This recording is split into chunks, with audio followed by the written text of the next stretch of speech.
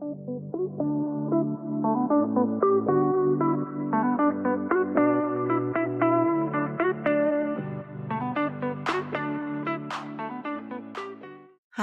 and welcome to another episode of Heart and Health Wellness. I'm your host, Dr. Melissa Welch, and I'm glad that you are here. I've had several conversations in the last couple of weeks with clients, colleagues, friends, whatever, about having difficult conversations. So today I'm going to kind of walk you through how I might walk someone through in my office of how to handle those difficult conversations, whether that is with someone that you're close to and you live with at home, or it's someone that you work with or you have to interact with every now and then.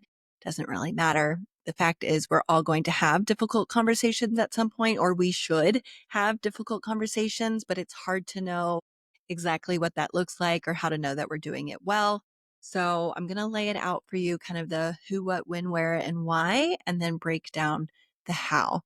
So hopefully that will be helpful to you. As always, just get comfy. This is nice and relaxed, and we'll kind of talk about why it's important for your overall health and wellness to be able to do this. So first of all, let's talk about why you might need to have a difficult conversation. There are problems that are going to arise in life, no matter how hard you try to avoid them, simply because you are human and you interact with other humans. And humans are not perfect. We have issues. We've got our stuff. And even the ones who look like they've got it all together on the outside, I promise you, they have stuff too. So when you're interacting with other people, you are going to come across challenges, whether that's differences in opinion or disagreements about how things should be handled, or, obviously like the big things like politics and religion, there will be disagreements there, but even little stuff about how a team is handled or how your cooking is handled at home or childcare, all kinds of things that we can disagree about. And in order for us to have productive, healthy relationships and feel like our values are in alignment with what we're doing, and also that we're moving towards our goals and things, we need to be able to address these conflicts when they come up so that something productive can come from it. So why do difficult conversations need to happen? Well, because without having those conversations, things are going to bubble under the surface. You're going to get frustrated, maybe even resentful towards that other person. It might make it difficult to communicate with them and have a good kind of like team cohesion, whether again, that's a personal relationship or a work relationship. And so you need to be able to have these difficult conversations so that everybody is able to be the best version of self, do what they need to do, and things like that. Okay, so that's the why. So let's go ahead and start with the who. Who might you have this difficult conversation with? Well, I think this is important because it depends on when you're going to have that conversation, or the other parts about like when you have this conversation, how you have that conversation depend on who you're having it with. Obviously, if you are in a closer relationship with someone, there's going to be more safety, and that even if the conversation doesn't go well, at the end of the day that that person is there for you, with you, they're not going anywhere, right? In fact, sometimes we take that to an extreme of kind of like pushing the limits on it, conversations, and not handling them the way we might with someone where we feel like that safety isn't there. Like, you're not going to get loud and fussy with your boss, obviously, but maybe you will with your sibling because there's a sense of safety there. So who is really important for like all of the other factors. So consider who this is that you're having a conversation with. Are they a person who's in power over you?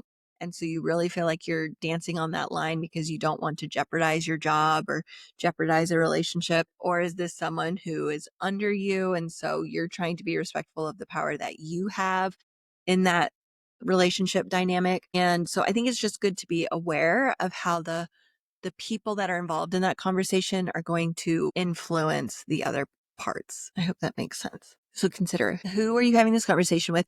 And also, who needs to be at the table for this conversation? It's possible that it's just you and the other person. It's also possible you want someone else to be in the room to be able to kind of mediate a conversation or at least hear and be kind of a witness to what was said and what was talked about. Or maybe you feel like it's not going to be as productive unless you have another perspective in the room. Of course, as a family therapist, I'm always an advocate for having more people in the room, but I think that's part of the who as well. Think about who needs to be in the room.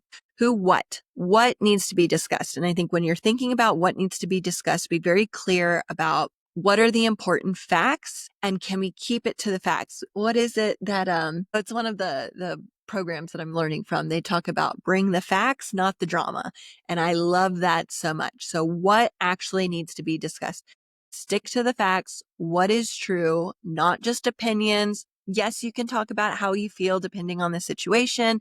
But at the end of the day, we need to talk about facts and how we can work through this and try to stay as subjective as possible to really make sure that it's fair. Okay. So for example, if we're talking about, I don't know, boundaries with the significant other and not talking about what your ex did 15 years ago, but what is going on in your current relationship right now. Try to keep it to the important factors right here, right now, without digging up all of the old stuff or how that made you feel when you were 4 years old. Maybe it's relevant. Again, that goes back to the who and all of the other pieces, but trying to stick to the actual facts of what is important in this conversation. Also, well, I'll talk more about that in the how. Okay. So who's at the table, what you're talking about, sticking to the facts, when to have this conversation. First thing in the morning when the other person is waking up, probably not best unless you have a set scheduled time to meet with your team or your boss at work, and that's the appropriate time to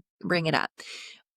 Right before the day is over, probably not great. Everybody's drained, everybody's tired, people are trying to go to sleep, probably not the best time. Is it something that you need to schedule so that you're both setting aside a certain amount of time to be able to have a conversation? Or is it something that you can do on a whim and ask them to come into your office or ask them to sit down on the couch with you? These are things to think about ahead of time. If you're going to have a challenging conversation, it's probably one where you want the other person to have energy and focus, to be present and be able to be like in a good headspace. If the other person's not in a good mood and they're having a horrible day at the office already, that's probably not a good time to bring it up, even if you were planning on it in the first place. So kind of read the room, figure out when is the best time to have that conversation, and either schedule it in advance or ask the other person, if you're doing it on a whim, if they're okay with that, and be prepared for them to say, no, now is not a good time.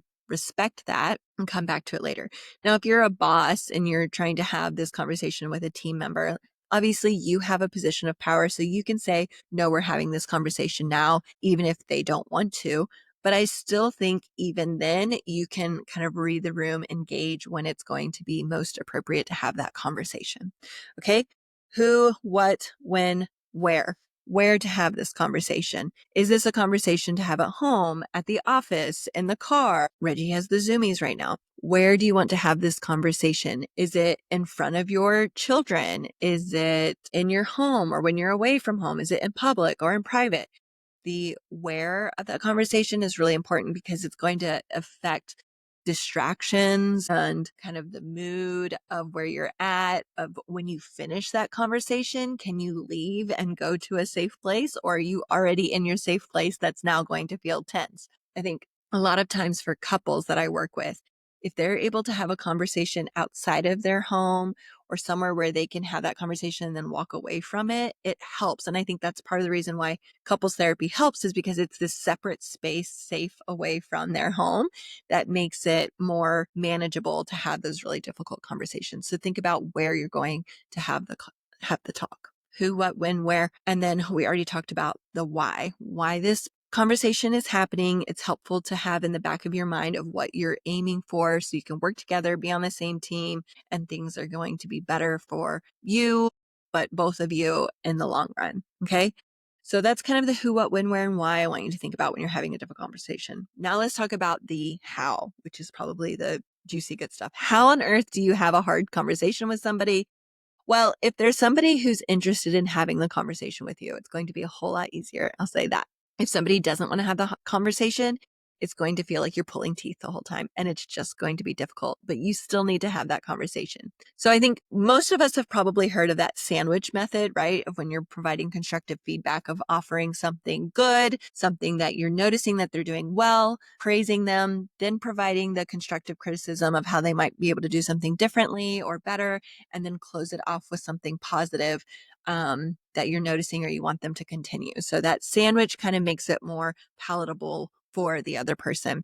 And I think with a difficult conversation, that same idea can be used as well. Really focusing on why we're having this conversation. You know, I really value you as a team member. I think you do a really wonderful job at this, but I need you to focus on this part. Or I shouldn't even say, but you're a really valuable team member. You're doing an excellent job at this. And unfortunately, this is something that we're still struggling with. I need you to work on this part. Keep doing this. You're doing really well.